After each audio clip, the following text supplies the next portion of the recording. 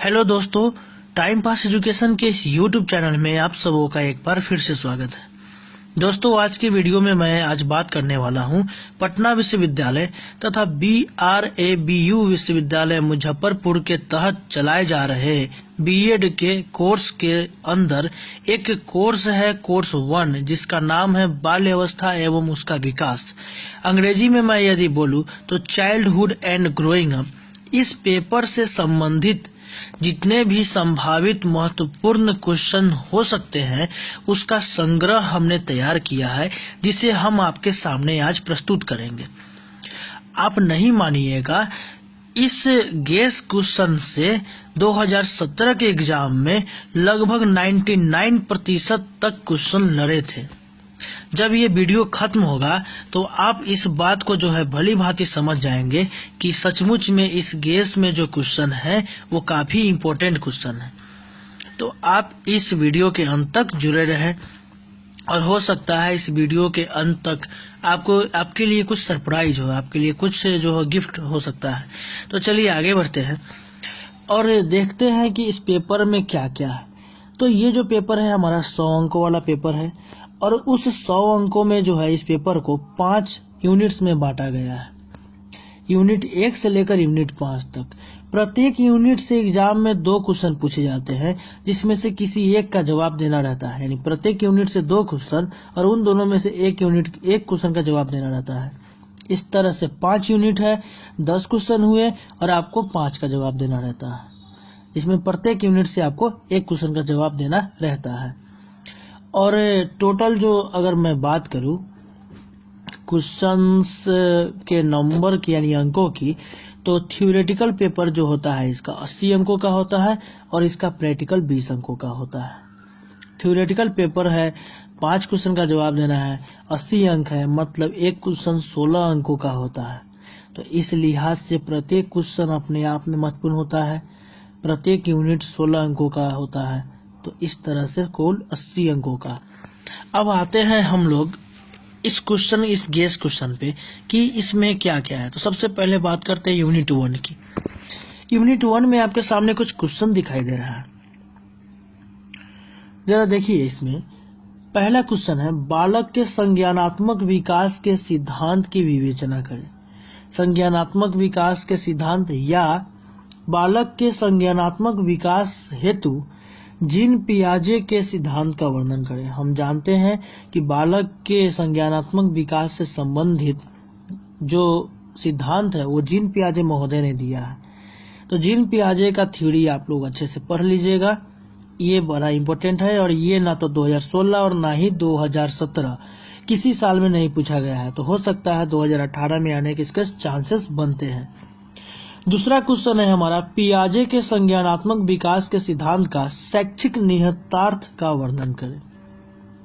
पियाजे का जो ये संज्ञानात्मक विकास का सिद्धांत है उसके शैक्षिक निहितार्थ यानी उसके शिक्षा में क्या उपयोग है उसका वर्णन करना है। दूसरा है हमारा तीसरा क्वेश्चन है, बच्चों के नैतिक विकास से आप क्या समझते हैं। कोहल वर्ग के नैतिक विकास के सिद्धांत का वर्णन करें, शैक्षिक निहितार्थ को लिखें। तो चलिए क्वेश्चन आ गया कि बच्चों के नैतिक विकास से आप क्या समझते हैं और कोहल वर्ग के नैतिक विकास के सिद्धांत का वर्णन करें और इसके शैक्षिक निहितार्थ यानी शिक्षा में इसके उपयोग को लिखें। जरा देखिए, जब ये क्वेश्चन गेस किया गया तो उस समय इसको 3 स्टार दिया गया था 2017 के एग्जाम से पहले। और आप नहीं मानेंगे, 2017 में मुजफ्फरपुर विश्वविद्यालय में जो एग्जाम हुआ है उसमें ये क्वेश्चन आया हुआ है। 2017 में लड़ गया है। अब आगे नेक्स्ट चौथा क्वेश्चन देखिए, एरिक्सन के मनोविज्ञान के सिद्धांत का वर्णन करें एवं इसके शैक्षिक निहितार्थ को समझाएं। तो एरिक्सन का और पियाजे का अभी नहीं आया है, कोहल वर्ग का पूछा गया है। तो हो सकता है पियाजे और एरिक्सन के मनोविज्ञान का सिद्धांत आपको एग्जाम में पूछ दे। तो एक 2017 का एक क्वेश्चन यूनिट 1 से मिला, एक क्वेश्चन और मिलेगा क्योंकि प्रत्येक यूनिट से 2 क्वेश्चन आते हैं। अब आते हैं पांचवा क्वेश्चन। पांचवा क्वेश्चन जो है हमारा, वो पांचवा क्वेश्चन में जो है हमें अभी इसको थोड़ा देख लेते हैं अच्छे से एडजस्ट करके। पांचवे क्वेश्चन में कह रहा है, बाल्य अवस्था पर सामाजिक, राजनीतिक, सांस्कृतिक एवं आर्थिक प्रभावों का वर्णन करें। बाल्यावस्था पर सामाजिक, राजनीतिक, सांस्कृतिक एवं आर्थिक प्रभावों का वर्णन करना है। उसके बाद जो है नेक्स्ट क्वेश्चन है हमारा, बाल्यावस्था में शैक्षिक विकास या शिक्षा का वर्णन करें। उसके बाद 7वां क्वेश्चन है, बाल्यावस्था में शारीरिक विकास पर प्रकाश डाले। ये भी क्वेश्चन अभी नहीं आया है। फिर है बिहार के संदर्भ में बाल्यावस्था की चर्चा करें। फिर है बाल्यावस्था पर निम्नलिखित में से किसी एक के प्रभाव की चर्चा करें। तो ये क्वेश्चंस जो है कुछ VVI क्वेश्चंस है। तो अभी हम देख रहे हैं यूनिट 1 में सिर्फ एक ही क्वेश्चन जो है 2017 में लड़ता हुआ दिखाई दे रहा है, लेकिन एक और क्वेश्चन इसमें छुपा हुआ है। और वो क्वेश्चन क्या है? क्वेश्चन क्या था 2017 का दूसरा क्वेश्चन, ऑप्शनल क्वेश्चन क्या आया था इसमें कि बाल्यावस्था से आप क्या समझते हैं और बाल्यावस्था के विभिन्न आयामों का वर्णन करें। अब बाल्यावस्था के विभिन्न आयाम क्या हो गया? तो बाल्यावस्था का आयाम कहने के मतलब बाल्यावस्था के किन कौन कौन से क्षेत्र है उस दायरे में आते हैं। तो बाल्यावस्था का जो है शारीरिक विकास का आयाम, मानसिक विकास को ले सकते हैं उसमें। फिर उसके साथ जो है हम सांस्कृतिक और सामाजिक विकास को ले सकते हैं। तो बाल्यावस्था का आयाम क्या है? शारीरिक विकास, मानसिक विकास और सामाजिक विकास में सामाजिकरण और सांस्कृतिक विकास भी उसमें आ सकता है। फिर व्यक्तित्व का विकास, ये सभी चीजें जो है बाल्यावस्था के आयाम है, क्षेत्र है कि इन क्षेत्रों में जो है प्रगति होता है। तो इस तरह का एक क्वेश्चन आया हुआ था 2017 में। चूंकि ये क्वेश्चन जो है 2017 के एग्जाम से पहले गेस किया हुआ है, इसलिए इसमें नहीं लिखा गया है। तो यूनिट 1 से जो है एक क्वेश्चन हूबहू लड़ गया और एक क्वेश्चन जो है हमारा दूसरा क्वेश्चन वो इनडायरेक्टली इससे टकरा रहा है। तो यदि आप बाल्यावस्था के शैक्षिक विकास, शारीरिक विकास और मानसिक आदि विकासों को अच्छे से पढ़ लोगे तो आ जाएगा। अब आते हैं यूनिट 2 पे। यूनिट 2 में जो है किशोरावस्था संघर्ष, तनाव या समस्या का काल है, समझाए कैसे। ये क्वेश्चन अब देखिए 2017 में जो है इसी क्वेश्चन को थोड़ा अलग तरीके से पूछ दिया था। क्वेश्चन को पूछा था कि किशोरावस्था से संबंधित प्रमुख मुद्दों की चर्चा करें। तो किशोरावस्था संघर्ष, तनाव और समस्या का काल है कैसे, उसके अंदर जो बिंदुएं आती, जो बातें आती, उन्हीं बातों को जो है उस क्वेश्चन में लिख दिया जाए तो आंसर हूबहू वहीं आ जाएगा। तो वहां क्वेश्चन आया था कि किशोरावस्था से संबंधित मुद्दों का चर्चा करें या वर्णन करें। तो संघर्ष, तनाव, समस्या का जो कारण है, क्यों काल कहा जाता है, इसमें जो भी बातें आएगी वही मुद्दे चले जाएंगे उसमें। तो एक क्वेश्चन ये। दूसरा है किशोरावस्था से आप क्या समझते हो, इसकी विशेषताओं का वर्णन करो। तो ये इसकी विशेषताएं हैं। फिर है वृद्धि एवं विकास में अंतर स्पष्ट करते हुए इसके चरणों का वर्णन करें। तो ये क्वेश्चन नहीं आया है, ये भी क्वेश्चन VVI क्वेश्चन है और आने का चांस बनता है। वृद्धि एवं विकास में अंतर स्पष्ट करते हुए इसके सिद्धांतों का वर्णन करें। तो इसको दो तरीके से पूछा जा सकता है और दोनों को हम यहाँ आपके सामने रख रहे हैं। फिर है शैशवावस्था से लेकर किशोरावस्था तक के विकास एवं वृद्धि के चरणों पर प्रकाश डाले एवं इसके विकासात्मक कार्यों का उल्लेख करें। मतलब एक शिशु जो होता है, शिशु उस अवस्था से लेकर एक किशोरावस्था यानी 13 या 14 साल के उम्र तक, 15 साल के उम्र तक जो बच्चे होते हैं, वहाँ शिशुअवस्था से लेकर किशोरावस्था तक उनके शारीरिक विकास या अन्य तरह की विकास एवं वृद्धि में किस तरह से जो है होते चला जाता है। हर स्टेप में कैसे शिशुअवस्था में क्या विकास होता है, बाल्यावस्था में क्या होता है, किशोरावस्था में क्या विकास होता है, क्या वृद्धि होता है, इन सब बातों को प्रकाशित करना है। और साथ ही साथ इन सभी पीरियड्स में, इन सभी स्टेजेस में क्या क्या बदलाव आ रहा है शरीर में, कौन कौन सा विकासात्मक कार्य हो रहा है, उनका वर्णन करना है। नेक्स्ट है हमारा 5वां क्वेश्चन। 5वां क्वेश्चन क्या कह रहा है? 5वां क्वेश्चन हमारा ये कह रहा है कि निम्नलिखित में से किशोरावस्था को प्रभावित करने वाले किसी एक कारक का उल्लेख विस्तार पूर्वक करें। तो चलिए आया सामाजिक कारक, सांस्कृतिक कारक, राजनीतिक कारक और आर्थिक कारक। किसी एक कारक का आपका उल्लेख करना है।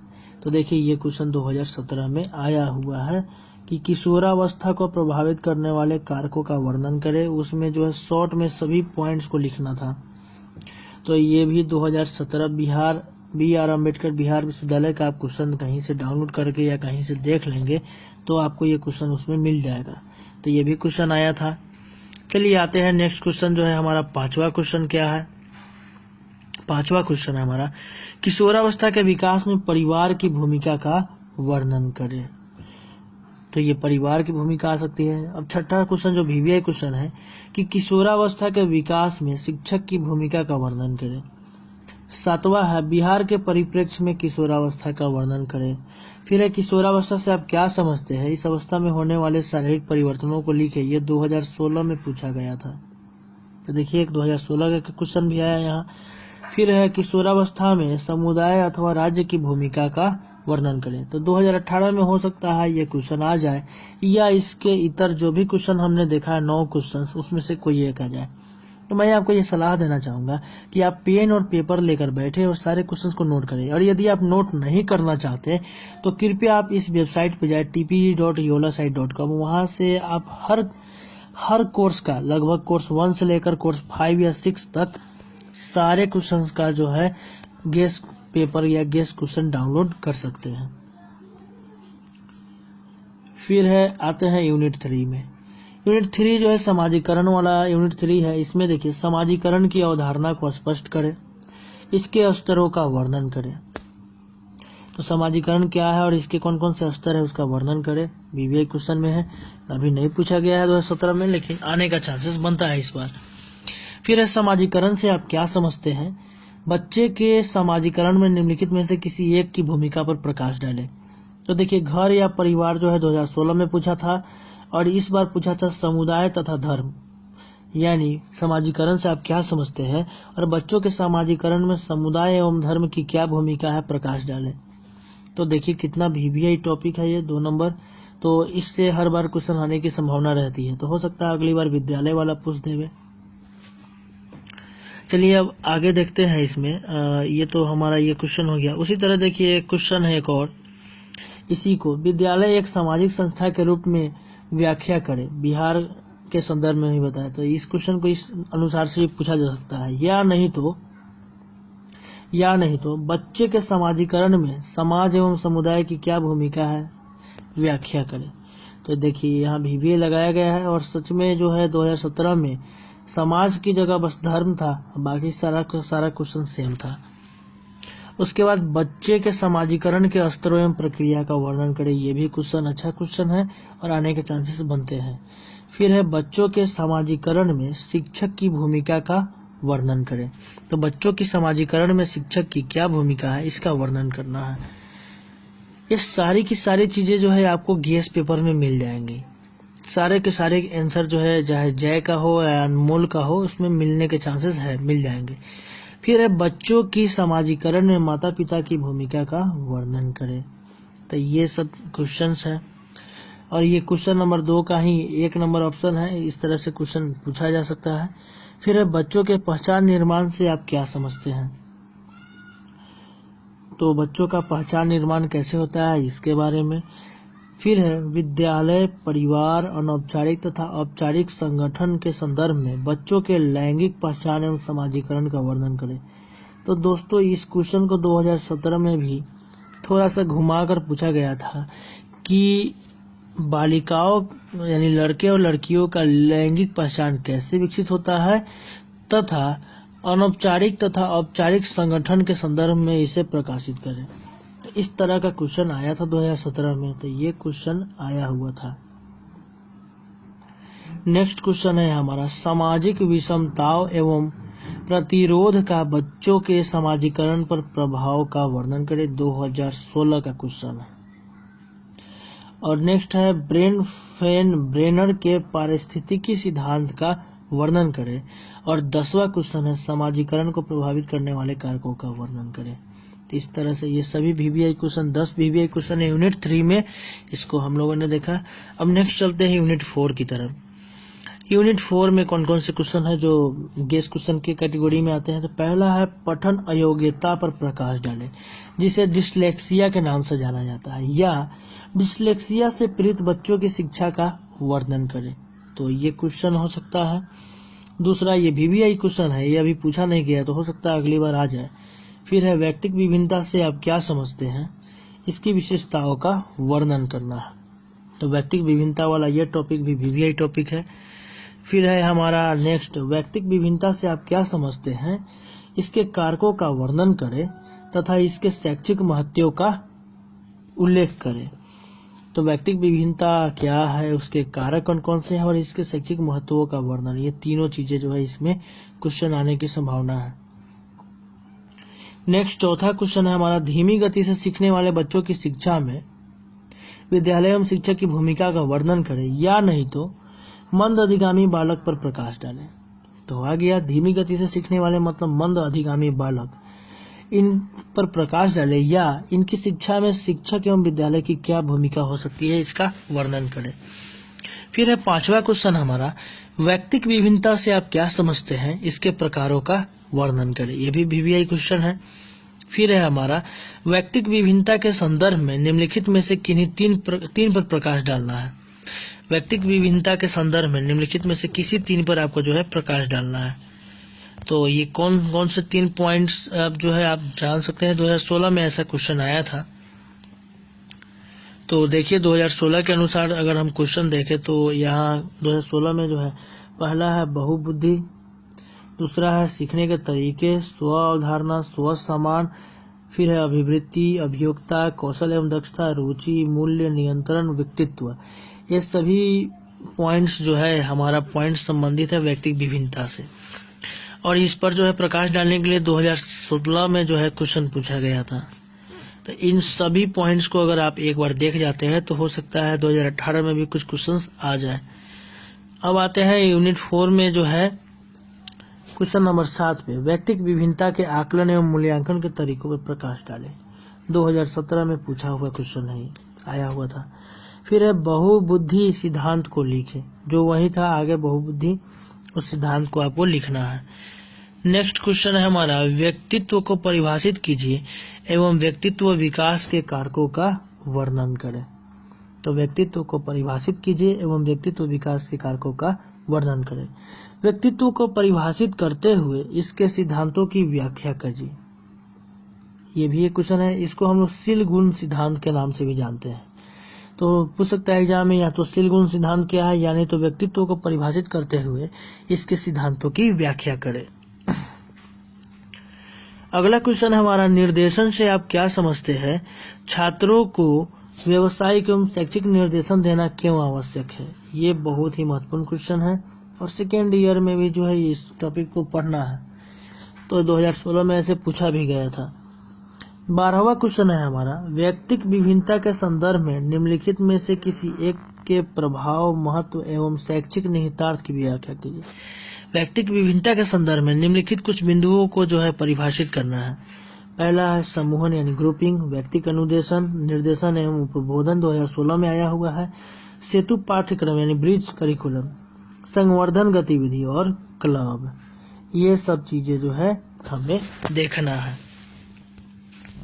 नेक्स्ट आते हैं हम लोग अब 13वें क्वेश्चन पे, सामाजिक सांस्कृतिक संदर्भ पर आधारित अध्येता यानी सीखने वाले की व्यक्तिक विभिन्नता के कारण घरेलू एवं अनुदेशन की भाषा का क्या प्रभाव पड़ता है। ये हूबहू ऐसा ही क्वेश्चन 2017 में आया हुआ था। तो सामाजिक सांस्कृतिक संदर्भ पर आधारित अध्येता यानी सीखने वाले यानी कौन, शिक्षार्थी यानी कि बालक, उसे शिक्षार्थी, अधिगमकर्ता या सीखने वाला या अध्येता, ये सभी उसी को कहते हैं कि व्यक्तिक विभिन्नता के कारण घरेलू एवं अनुदेशन की भाषा का क्या प्रभाव पड़ता है, इसके बारे में देखना है। फिर उसके बाद जो है व्यक्तिगत विभिन्नता के आधार पर सीखने वाले के व्यक्तिक सांस्कृतिक पूंजी का वर्णन करें। व्यक्तिगत विभिन्नता के आधार पर सीखने वाले के व्यक्तिगत सांस्कृतिक पूंजी का वर्णन करें। ये हमारा ये क्वेश्चन है। सारा का सारा आंसर जो है इसका क्वेश्चन का गेस में मिल जाएगा आपको।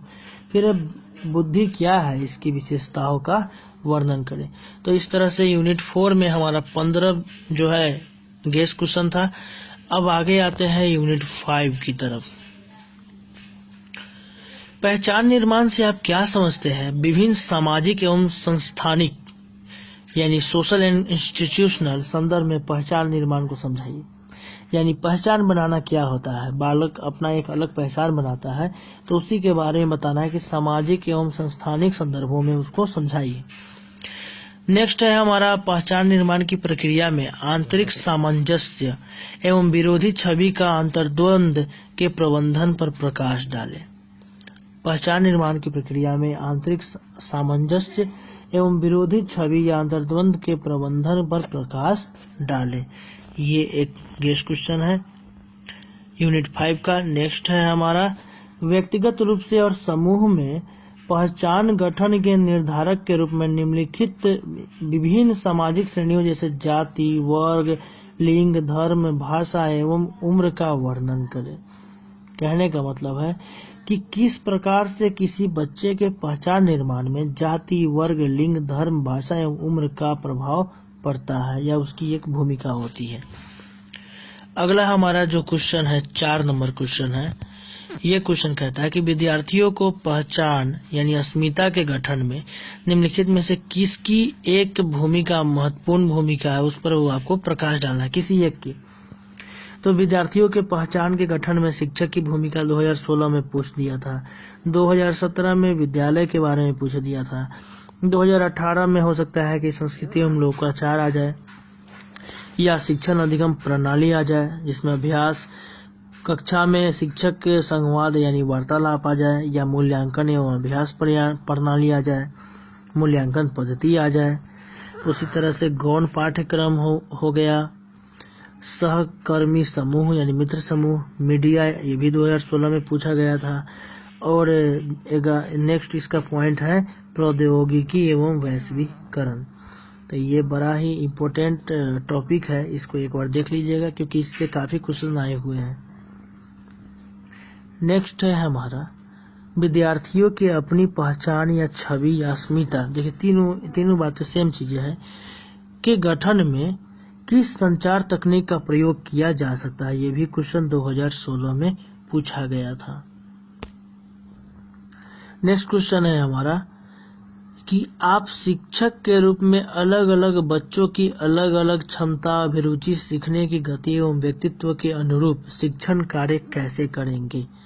ये भी 2016 का क्वेश्चन पूछा हुआ क्वेश्चन है। और वैश्वीकरण को परिभाषित करते हुए छात्र की पहचान गठन में इसकी भूमिका एवं प्रभावों का वर्णन करें। तो इस तरह से जो है हम लोगों ने कुछ क्वेश्चन को देखा।